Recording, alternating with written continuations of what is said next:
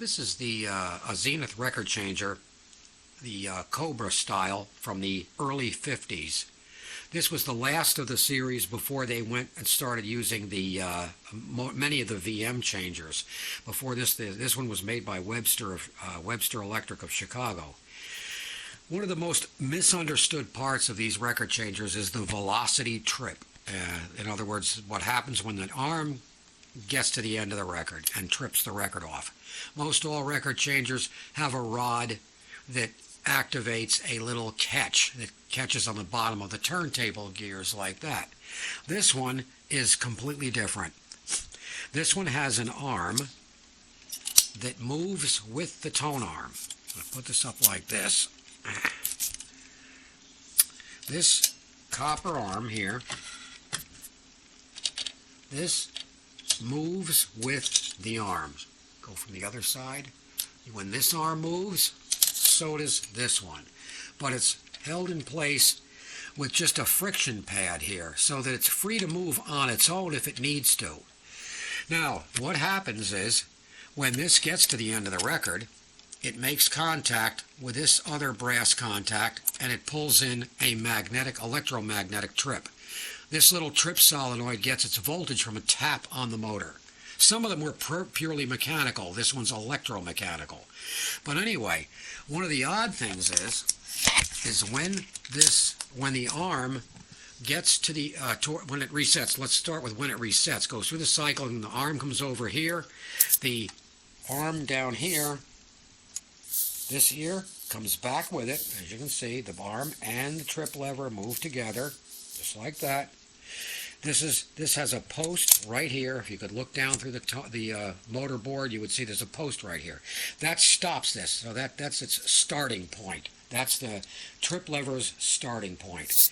As the arm travels towards the middle of the record, like this, you can see the arm moves inwards toward that contact.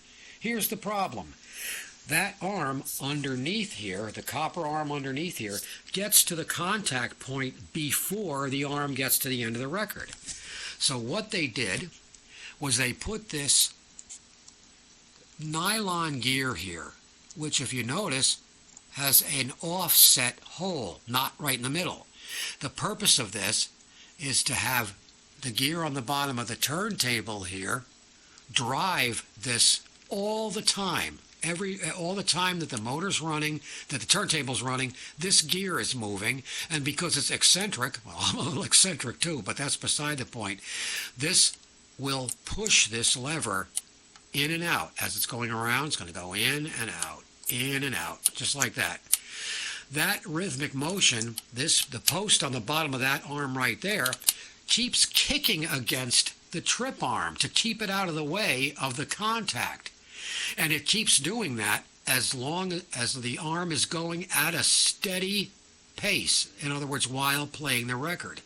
Once the arm hits the trip out groove, it goes faster and it can get by the rhythmic motion of this, and it can be allowed to hit the contact, hits the trip, and then it comes up and rejects.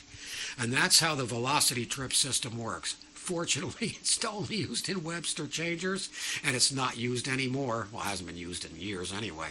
But anyway, that's how velocity trip works.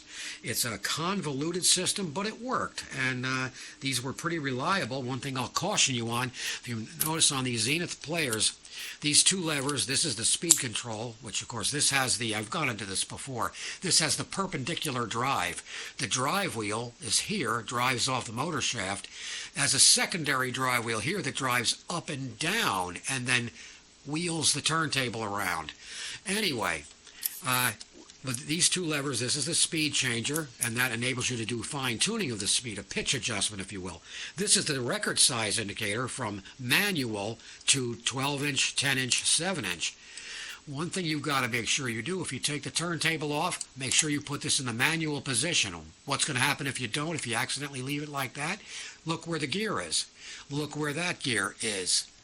What's going to happen? That's going to smash this gear and break it.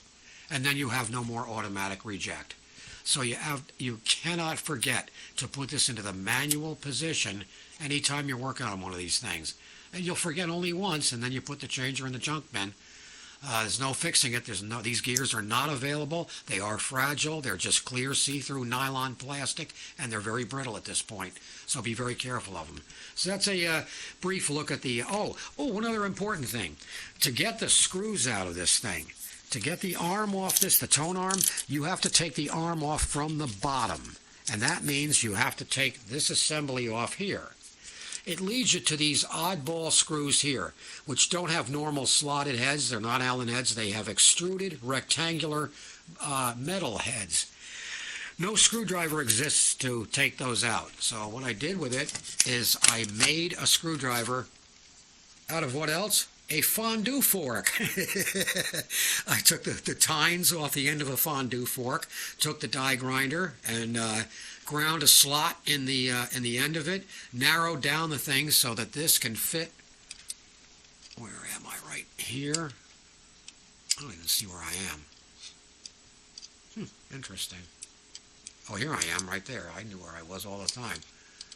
And put this down into here, like that, and you can go right onto the screw. Right onto the screw head, like that. And you can loosen it and tighten it. Just like that. And there you go, and that's it. So there's our screwdriver made from a fondue fork.